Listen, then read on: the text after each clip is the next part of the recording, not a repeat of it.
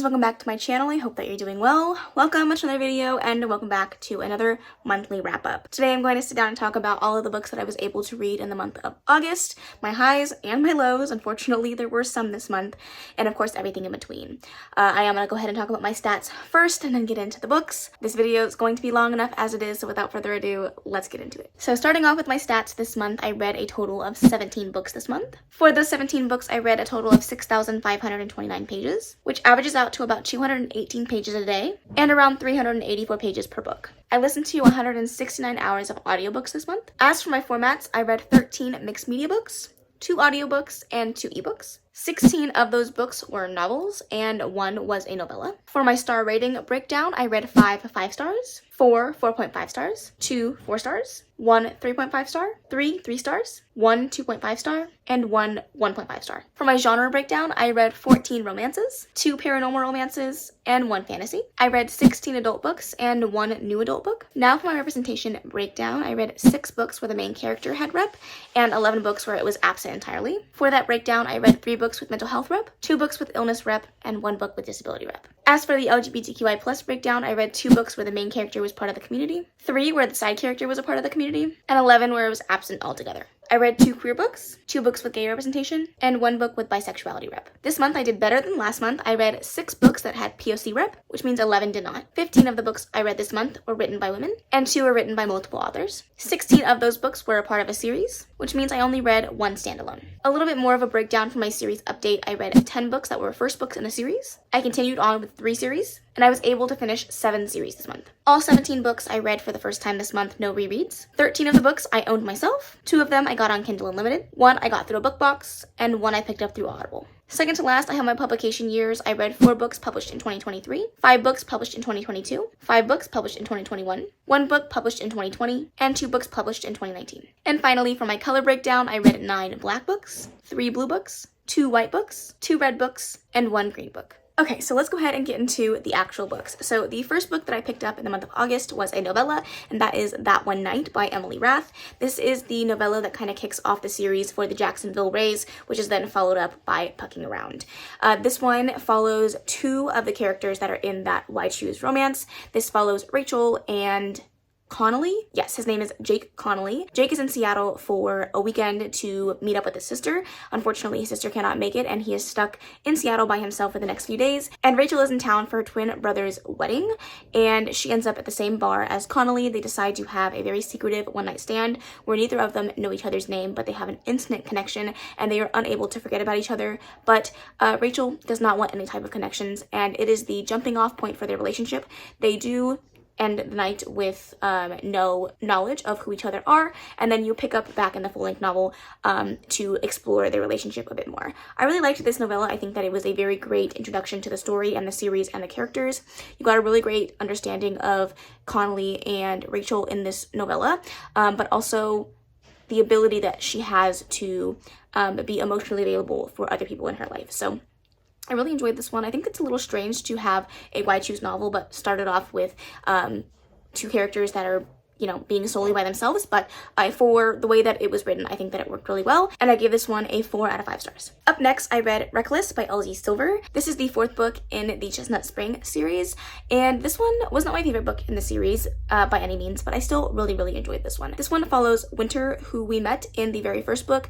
Winter is Summer, the female main character from book 1, which is Flawless. This is her sister, and this one follows Theo, who the male main character from the first book, Flawless. This is his protege. Theo is a bull rider, and they meet one night at a family event where Theo and Winter are both attending, and they end up having a one-night stand, and they are forced to be part of each other's lives. This is technically a secret baby romance, but it's definitely not secret. It's very well known from the beginning of the novel, so I don't feel uncomfortable telling you that. I don't think it's a spoiler, but it also could deter you from picking this one up. That being said, I'm not a huge fan of secret baby romances, but I still had a really great time with this one.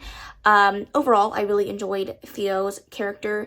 I think that he was a fantastic male main character and was really highlighted and talked about well, and he really cared about Winter as a person and what she needed and what she required out of a relationship. That being said, I think what brought this down for me is I didn't really care for Winter as a character. I know this was supposed to be like her redemption arc. She is very much not really liked in the first book in the series, but I don't know, I just didn't fall in love with her character and her story arc. That being said, I still really enjoyed it. I gave it a 4.5 out of 5 stars. It's just not a new favorite. However, speaking of new favorites, we do have to talk about Miss Kennedy Ryan. I did read more of her backlist, and this is The Kingmaker. This is the first book in a duology following Lennox and Maxim. Lennox and Maxim meet under very interesting circumstances. Lennox is protesting Maxim's father's construction for a pipeline on a reservation. This is where Lennox has grown up and really come to celebrate and understand her culture, and she is obviously upset about a company coming in to ruin what is sacred ground. And Maxim, who definitely doesn't like his father, he's not on the same terms with him in regards to how he goes about his business and how he treats the planet. And while they're at the protest where Maxim's father is kind of bringing him there to show him what the company is capable of, but he ends up jumping into the protest to save Lennox as she is being attacked by a dog, and Lennox is under the impression that he's just come there to protest and she has no idea who he is. They have a very instant connection, but at the time of meeting, she is underage and Maxim is much older than her, so they obviously do nothing about that, and it's 4 years later, she is of age, and they meet in Amsterdam and have a really wonderful week together, only for her to find out who he is. And it is a very, very wonderful romance. This does deal a lot with politics, which is not usually a place where I find comfort in books, but I found that this was written so incredibly well. It was so informational and educational, but also just so wonderful and sweet, and the romance was just top tier. It is a billionaire romance with a very possessive hero, but we also have a very strong, independent female main character that is not willing to put up with anybody's shit and is willing to fight for any and everything that she wants in her life. She is also very high up in the food chain in regards to politics, and she's had to fight to get there to the nail, and she is not willing to sacrifice what she has worked so hard for just for a relationship. It's a really wonderful story. I really enjoyed the first book in this series, and I gave it 5 out of 5 stars. Another favorite from Miss Kennedy Ryan. I cannot figure out what I want to do with these books. Up next, we have The Ambrosia Throne by Tati B. Alvarez. This is what I thought was going to be a fantasy romance. However, it is much more just a fantasy. This one follows Lilith, who is created as a tool and a pawn for Hades and Poseidon, and she is sent into this world to do something that she doesn't quite understand. At the beginning of the story, she's actually thrust into this world with absolutely no memories of before she was created, and she ends up finding solace and refuge in this small town that really take her in and take care of her. She ends up in a relationship with this man named Finian, who is having very increasingly vivid dreams of a man named Thunder, and he starts to not be able to differentiate his reality from fiction, but they both find out that they're parts of a bigger war in which they are pawns on a chessboard, and it is a fantasy from there. I don't want to really explain too much, and there really isn't much to explain about this book.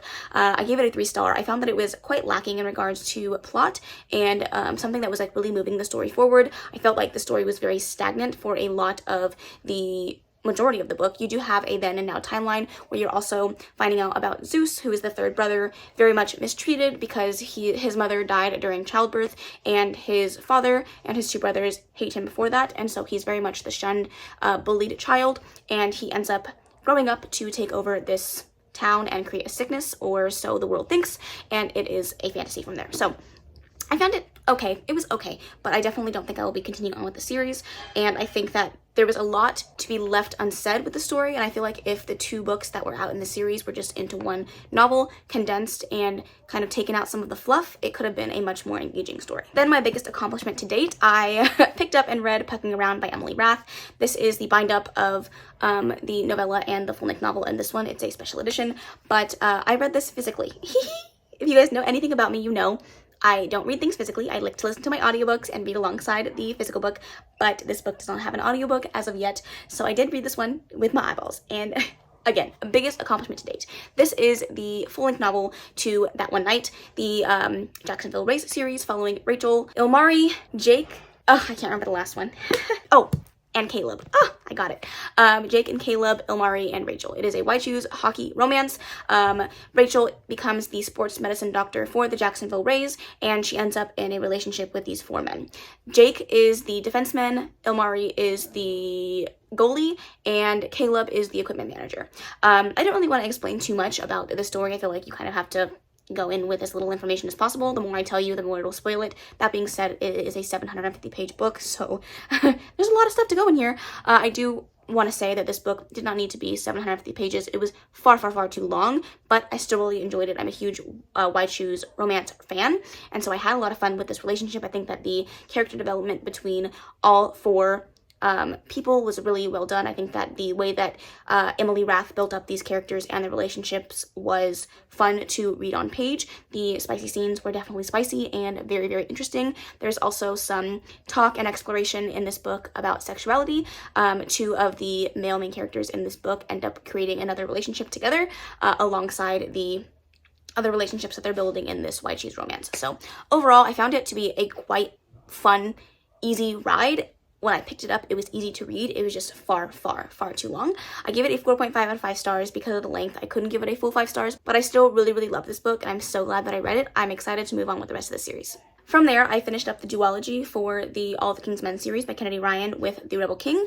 This one definitely picks up after the events of the last book. The last book ends on a massive cliffhanger, and I feel like if I talk anything about this book, it will spoil the entirety of the first book. But that being said, again, the character development between the characters was top-notch. The way that Kennedy Ryan built on the plot points of the first book and really made this one into its own story with enough to go off of alongside this political candidacy that is happening in this book was very well done. Overall, enjoyed it quite a bit. I gave this one another 5 out of 5 stars. Really glad that I read this series, and I'm excited to do another reread. Up next, I read Black Sunshine by Karina Halley. This is a paranormal urban fantasy romance. It follows a girl named Lenore who is kidnapped at the age of 2 and taken in by a pair of witches. She is raised to think that she is a normal human until the eve of her 21st birthday, when she starts the change into a vampire. She is then kidnapped by her stalker and basically forced to stay with him while she learns everything about being a vampire and going through the change. And it is a romance between her and her kidnapper/stalker. I found this story to be engaging at the beginning, but I quickly lost interest towards the middle and the end. I think, again, the pacing of this story was just a little bit off. I didn't find that it needed to be as long as it was for the amount of information that we got in the story. It felt very repetitive at times, but overall, I still enjoyed it. I gave it a 3.5 out of 5 stars. I felt like the story itself just needed a little bit of work. I don't know for sure if I'm going to continue on with this series, but I am intrigued by the setup and the world. I think that the magic at play can be a very interesting thing to build on. I just don't know how I feel about the characters and the relationship as a whole. But 3.5 stars, not a bad read, again, but not a new favorite. Up next, I read another Kennedy Ryan, a lot of Kennedy Ryan. I was gearing up for Steamy LitCon because she was going to be there, so I did read Queen Move. This is the companion novel to the All the King's Men series. This one follows Lennox's best friend, Kimba. This is a second chance friends to lovers romance between Kimba and a boy that she grew up with that lives across the street from her in her childhood, and they ended up having a falling out due to some familial issues between the two families. However, it is years later and they see each other again at Kimba's father's funeral, but the male main character, I forget his name, is in a relationship with somebody else and has a kid, and she knows that they can't be together. Obviously, she doesn't want to be a cheater, but you find out quite quickly that the male main character is going through a separation with his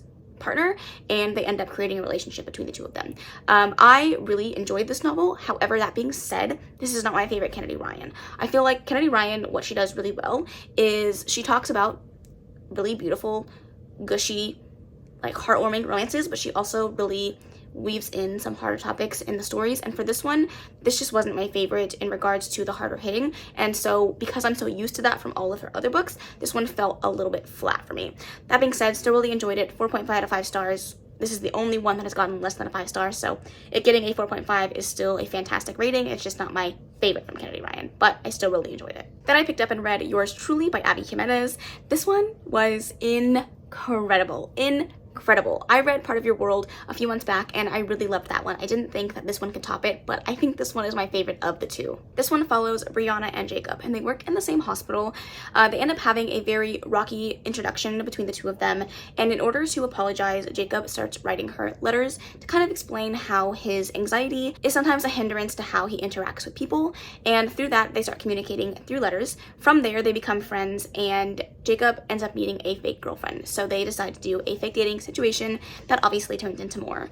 That is just the bare bones of the story. This story is an incredible, incredible love story that also has some hard-hitting topics because it talks about the underbelly of going through kidney failure and needing a transplant, but it also really, really discusses mental health and anxiety in a really poignant and understandable way. I love the story so much. Jacob is such a relatable male main character that really does struggle with anxiety and social situations, that he needs ways to cope and come to terms with his own anxiety and how to best approach the people in his life in a way that is comfortable for him, but also makes it easier for people to understand him. I really loved the relationship between these two characters. I felt like they understood each other to the utmost degree and went above and beyond to make sure that each person felt comfortable in whatever situation they were in, and I loved that so much. I gave this a full 5 out of 5 stars. It is definitely one of my favorite books of the year so far. I laughed, I sobbed like a freaking baby. The author's note in this book absolutely took me the fuck out, and I was just truly not prepared for the amount of emotions that were rolling through my body. So really love this one. 5 out of 5 stars. Cannot wait to reread it, and I'm really excited for whatever Abby Jimenez puts out in the future. Oh, you thought we were done with Kennedy Ryan? No. I picked up Real by Kennedy Ryan. This is a standalone as of now. It's technically the first book in a series, but we've gotten no more information about book 2. But this is the first book in the Hollywood Renaissance series. This one follows Neva and Cannon.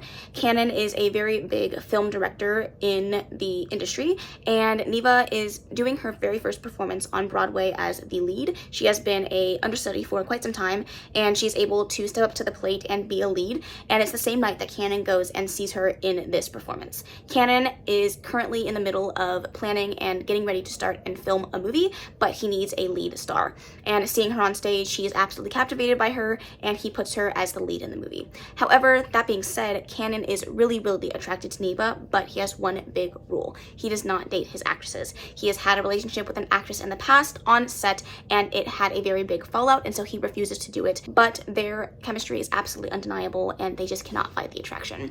I really love this story so much. It was so good. You also have Neva, who really struggles with a chronic illness that she has to deal with every single day. She has lupus, and it is definitely hard for her to continue to do the things that she does on an everyday basis while having a very stressful and very demanding job. So the relationship between the two of them is absolutely fantastic. Cannon is truly just one of my favorite men to read about. He is very commanding and domineering, but he also knows that, you know, sometimes you don't always get what you want when you want it, and he is very patient with Neva and really sets boundaries that isn't always attainable, but he really tries to make sure that she is taken care of, because he knows in the industry it is really the females that end up taking more of the brunt of the punishment when it comes to being caught in a scandalous situation on set. So I really enjoyed the story so much. The chronic pain and chronic illness representation in here was absolutely phenomenally well done, and I just overall enjoyed the story. I even really enjoyed the parts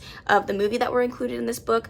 You have like a different narrator that comes on and does the voice of this character that they're doing in the movie, and it is a period piece. Even though I don't tend to like anything that is set in the past, I still really enjoyed that aspect of the book, and overall it was just a fantastic read. So I'm really excited that I read this one, and hopefully Kennedy Ryan will drop the next book in this series very soon. And if I didn't make it clear, I gave it 5 out of 5 stars. Up next, we have Only When It's Us by Chloe Leese. This is a rivals to lovers sports romance with deaf representation. You also have a character that is a select mute, and so that is also involved in the story as well. And overall, I really enjoyed this one. I've heard nothing but good things about Chloe Leese and her books, so this was one that I was really excited to pick up, especially because Nikki loved this book. So I'm really excited to move on with the series. But for this one, this follows Ryder and Willa. Willa is a soccer star. She is very good at what she does. She is in a college team on her way to hopefully go pro, but she definitely doesn't always keep up with her schoolwork because she is constantly out on games and out for practice, and so she needs to pass her classes in order to stay on the team, and she is falling behind in one particular class. She goes and asks her professor for notes. He refuses to give it to her and tells her to ask Ryder. She goes to sit down, asks Ryder for the notes. He doesn't respond to her because he can't hear her, but she doesn't know that, and they end up in a rivals situation where they definitely don't like each other, but because of the chemistry that they have with each other in their rivals aspect, obviously it translates to something more, and it becomes a beautiful friendship friends to lovers romance from there, and I loved this so much. The representation in here was absolutely fantastic. The characters really did care for each other so much and went above and beyond to show it, but you definitely have a character in here, Willa, that is very afraid of commitment and falling in love with somebody because every man in her life has left and she just doesn't trust men. You also have Ryder, who doesn't want to open up. He has been content since he lost his hearing to be on his own, to be a loner, to not have to speak or talk to anybody or really open up. And these two characters just force each other to come a little bit outside of their shell and be a little bit more open with each other and allow each other to be vulnerable in ways that they aren't with anybody else. You also have some trigger warnings in here for a sick parent, so if that is triggering for you, please check the content warnings before jumping into this. But overall, I really enjoyed this story. I thought that it was really well written. I gave it a 4.5 out of 5 stars. I didn't absolutely love some aspects of this, so I couldn't give it a full 5, but still really enjoyed it. Speaking of full 5 stars, I have Lovelight Farms by B.K. Borison. This is a friends to lovers fake dating romance set on the backdrop of a Christmas tree farm, and I just really enjoyed this one. This one is, I'm not gonna remember the characters' names, so I'm so sorry. I love this book, but I don't know the characters' names. But the female main character is really struggling at her Christmas tree farm. The money is running out and she needs a way to boost sales. So she enters a contest for a social media influencer to come by and take a look at the farm and do content for it and hopefully bring more money in from that. That being said, there's also a contest that you will get money if you win the contest, and she puts in her application saying that she opened up this Christmas tree farm with her boyfriend. However, she doesn't have a boyfriend, so she ends up asking her best friend, whom she's had a crush on for many years, to be her fake boyfriend. And obviously, things turn into way more from there. I loved this story so much. It was wholesome, it was cute, it was beautiful, it was so well written. The moments that between the two characters were swoony and sweet and so steamy and cute, and I just had such a great time with this. Again, these characters are friends and the chemistry on page was so palpable that I just couldn't help but smile every time I saw them together, and overall I just really enjoyed it. It had a lot of humor, it had that really great small town aspect to it where everyone knows everything and there's so much talk between all of the side characters because it's so small that everybody knows everybody's business, and overall it was just a fantastic story. This is probably one of, if not the best friends to lovers books that I have ever read, and I highly recommend that you read it. 5 stars for me. Then I read The Wrong Bride by Katerina Mora. This was a book that I picked up because I thought this author was going to be at Steamy LitCon, and she was not, and unfortunately I didn't really like this one. I ended up giving this a 2.5 out of 5 stars. This one follows Raven and Aries. Aries is currently engaged to Raven's sister through an arranged marriage through their family. Basically, the families have always been forced to do arranged marriages, the Windsor brothers, in order to get their share of the company and eventually get their inheritance. And so originally, Raven and Aries were arranged to be married, but then Aries fell in love with Raven's sister, Hannah, I believe her name was, and their arranged marriage was off the table. However, the day of, or a few days before their wedding, Hannah decides that she doesn't want to get married, not because she doesn't love Aries, but because she really wants to focus on her career and she doesn't want to get settled down to the rules that come with this marriage. So she is hell-bent on not doing it, but she's under the impression that if she steps away, that they'll hold off the wedding like they have done for her many times. However, that is not the case. When she calls off the wedding for, I believe, the 4th time, the grandmother who makes all the rules says that she's had enough, and she forces Aries and Raven to get married. And they do, and it is a relationship between the two of them. I just didn't like the way that the story progressed. The beginning was really good. I think the first like 30% I was like obsessed with it. I was in love with it. It was like giving me 5-star vibes, and then it just rolled down the hill and didn't fucking stop. It was just so unrealistic, so frustrating, so irritating, so repetitive. It was like I was reading the same thing for like 200 pages. Them having the same conversation, having the same argument, having the same comebacks for each other, the same banter, and overall I just didn't like it. The conflict between the character and the sister was just so uncalled for, and there is a trope in here that I really hate when it's done, especially this way, and I just didn't like it. I didn't like it. There were some things that I really enjoyed about this book, especially in the beginning, but by the end I didn't have any love for it, so I gave it a 2.5 out of 5 stars. That being said, I will continue on with this series because I think that the other books have potential to be good, but this one was not it. Then I read When Heroes Fall by Gianna Darling. This one follows Elena and Dante. You meet Elena and Dante when she shows up in jail to be his lawyer. He is being accused of murder, and she needs to help him get off off of these charges, and it is a relationship between the two of them. Her sister is actually the person that has asked for her to come in and be his lawyer because they are really good friends and she doesn't want anything bad to happen to him. That being said, he is the head of one of the biggest mafias in New York, and he is definitely not known for being on the legal side of things. It is a relationship between the two of them. He forces her to move in with him, and it is a forced proximity, hate to love romance. I gave this one a 3.5 out of 5 stars. I don't think this was the best book that I've ever read. I think that, especially the longer that I move on from this story, the less and less that I think of it. I just don't think it was very memorable or very poignant of a story. I don't particularly love the characters. I liked the world and I liked the writing, but the characters didn't pop off the page for me. And overall, it was just kind of like a mediocre read. I gave it a 3.5. I'm happy with that rating. I definitely will continue on with the series, but I just don't see myself like absolutely recommending the series to any and everyone. But if you're looking for an easy, fast-paced mafia romance, I don't see why you wouldn't enjoy it. Then I read Obsession by Kaylanisimplyme. This was a Why Choose fantasy romance. To be honest with you, I have forgot every single thing about this book, and I don't know at all how to explain it to you. I just know it was Why Choose, set at a school, college romance between a vampire, 2 vampires maybe, and other people.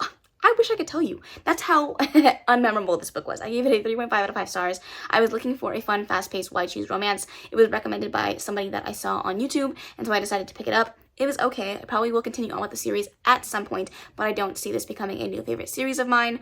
But when I'm in the need for something fun, fast-paced, and a Why Choose, I will pick up the next book in the series. Second to last, we have King of Pride by Anna Huang. This is the second book in the Kings of Sin series. This one follows Kai and Isabel. This is a romance between the two of them. They meet at the bar that's in this club that's in this series. It is like more of like a top tier, very expensive, bougie club bar. Kai is one of the members and shareholders in this club, and Isabel is a bartender there. They meet and instantly have a connection. They always have, but they have a strict non-fraternization clause that is there between the members of the club and the employees, and they have a hard time staying away from each other. They end up bonding over music and books. Isabel is currently trying to write a novel, and Kai is trying to get the new position that's currently up for CEO at his company. And it is a relationship between the two of them. I really did enjoy this book. I thought that it was very well written and very fast-paced and fun and sexy.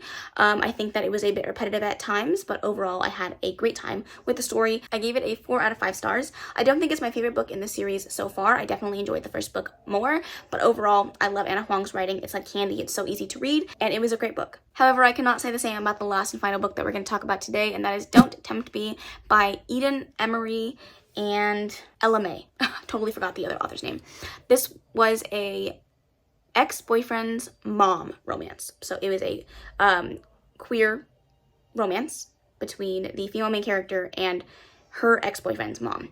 I don't really know how else to explain it other than it was just bad. Oh my god. So basically the female main character gets blackmailed by her ex-boyfriend after she goes to a sex club to experience and explore her sexuality when it comes to kinks and things of that nature in a safe space that is this sex club. Her boyfriend ends up finding photos of her there and blackmails her to fake date him to go to a wedding where he's trying to prove to his mom that he has settled down with a nice girl. She goes only to find out that his mom is the dom that she was with when she went to the club. And they have an undeniable attraction, can't stay away from each other, even though in the eyes of the mom, she is still currently in a relationship with her son. And it is a taboo, forbidden relationship from there. There's definitely an age gap here, so there's that. It was trying to be too much. It was trying to be, this taboo relationship, but also a mafia romance with the older female main character as the mafia boss, and it just overall wasn't good. The relationship between the two characters didn't feel real or authentic. It didn't grow in any way. There was no forward movement for them. It was constantly them just having sexual encounters with absolutely no conversations of anything in between.